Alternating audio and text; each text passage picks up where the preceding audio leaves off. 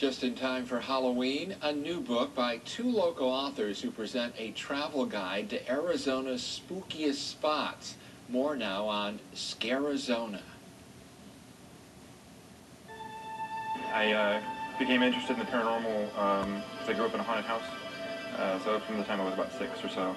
Meet Patrick Ohlde, an investigator of the paranormal. From a young age, Patrick became aware of his heightened sensitivity to paranormal activity when his family moved into a house that had been the site of a tragic death. I didn't know anything about it at first. My parents thought that I'd be better served not knowing that it was haunted because they thought it would scare me. But when I started seeing a guy walk into my parents' bedroom that wasn't there when I was about 6, I started to think I was crazy. So for a long time, I just thought I was seeing things all the time. And so it wasn't until I was in 8th grade, I don't think, that they actually told me the place was haunted. And I felt much better to find out it was haunted and I wasn't insane. Patrick is not insane. And he has now co-authored a book with fellow paranormal investigator Katie Mullaly titled Scare-Izona.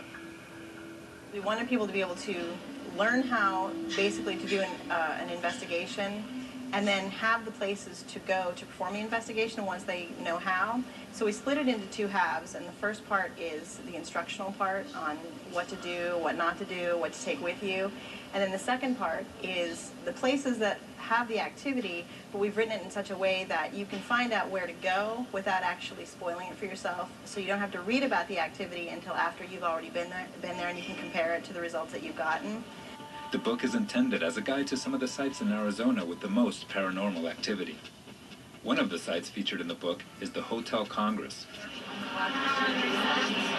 a location with an entire cast of residents that inhabit the parallel dimension.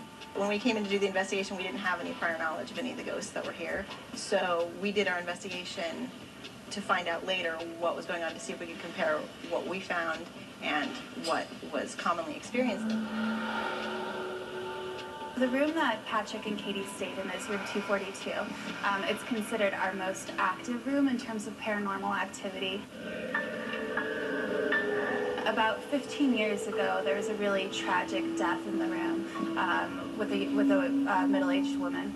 And since her death, we've had lots of reports of hauntings. People usually report that they hear somebody speaking to them throughout the night,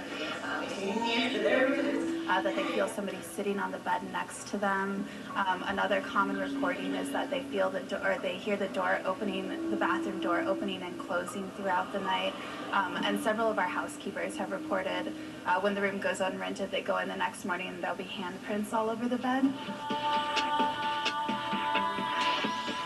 You go in without any knowledge of what's going on, what the activity is. And you have a floor plan, like a map, basically, of the area, and you go one by one into the room and just kind of walk around the room, see what you're feeling. The methods used in the book are based on what is called the sensory replication model, and it is designed to take advantage of the person's ability to sense the presence of another entity. Say you have a hot spot, like there's a place where you always feel hot or short of breath or something in a particular room, you know, and that matches up with what's been reported before, that's a hit. So you know that you've replicated that sense without having any knowledge of it or anything like that. So that's where the results come in. And then we use things like, the EMF detector that detects electromagnetic frequencies and fields and that sort of thing.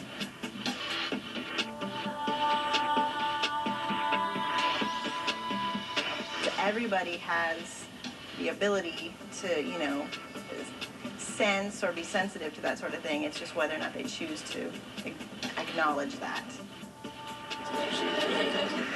Really the best way to go about it is to be what's called an open-minded skeptic, which is to believe in the possibility, perhaps, but not necessarily that every location you go to is haunted or that every ghost story you hear is true and that sort of thing.